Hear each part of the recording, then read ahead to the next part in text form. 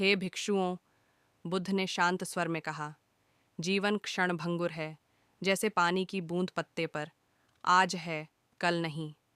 पर जो इसे जागरूक होकर जीता है, वही अमर तत्व को पा लेता है। इसलिए मैं कहता हूँ, आत्मदीप भव, अपने लिए दीपक बनो। सभी शिष्य मौन थे। बुद्ध ने अपनी आंखें खोलीं और बोले, मत सोचो कि कोई तुम्हें मुक्त करेगा, न देवता, न वेद, न कोई बाहरी शक्ति। जो अपने भीतर दीप जलाता है, वही अंधकार से पार होता है। यह जीवन एक यात्रा है, जिसमें तुम्हें अपने ही पैरों से चलना है।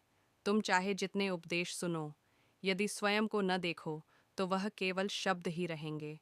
ध्यान रखो, ज्ञान तब तक व्यर्थ है, जब तक उसे तुम जीते नहीं। फिर बुद्ध ने एक उदाहरण दिया।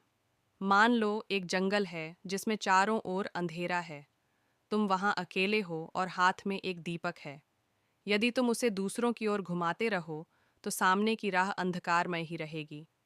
पर जैसे ही तुम दीपक अपने सामने करते हो, राह दिखने लगती है।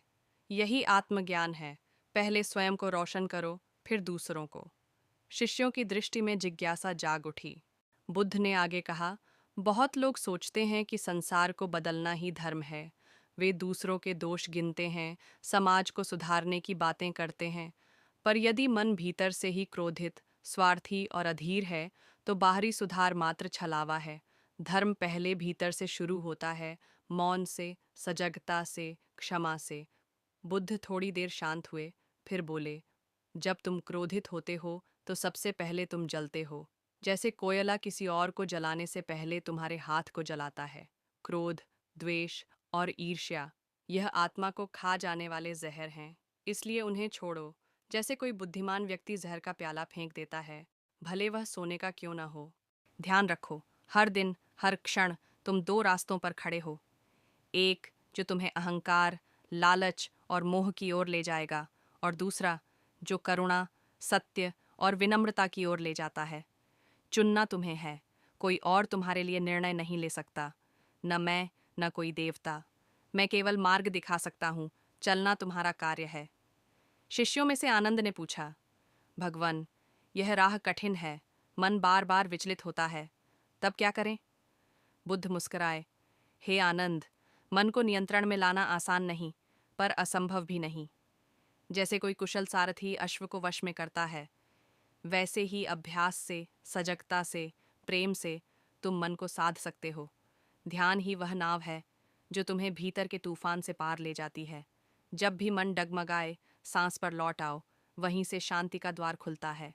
फिर उन्होंने कहा, और याद रखो, यह संसार दुखों से भरा है, पर दुख में भी करुणा का बीज छिपा है। जब तुम किसी के दुख को बिना मूल्यांकन, बिना दया के, केवल समझ के साथ देख पाते हो, तभी सच्ची करुणा जन्म लेती है। करुणा वह शक्ति है जो तुम्हें भी मुक्त करती है और दूसरों को भी। बुद्ध की आवाज़ धीमी हो गई, लेकिन शब्द गहरे होते चले गए। सच्चा धर्म वह नहीं जो केवल उपदेशों में बसा हो, बल्कि जो आचरण में दिखे, जो बिना बोले भी शांति और प्रेम बिखेरे। तुम्हारा आचरण ही तुम्हारा सबसे बड़ा उपदेश है। हे भिक्षुओं, आलस्य मृत्यु का द्वार है। जो आलसी है, वह जीवित होकर भी मृत है।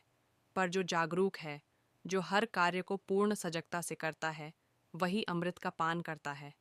फिर उन्होंने अंत में कहा, हर सुबह एक नया जीवन है। बीते दिन का पश्चाताप मत लो, आने वाले कल की चिंता मत करो।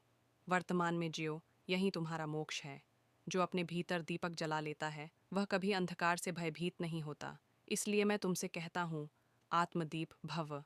स्वयं के दीप बनो और दूसरों के जीवन में भी उजाला करो। यही धर्म है, यही जीवन है, और यही बोधि का मार्ग है।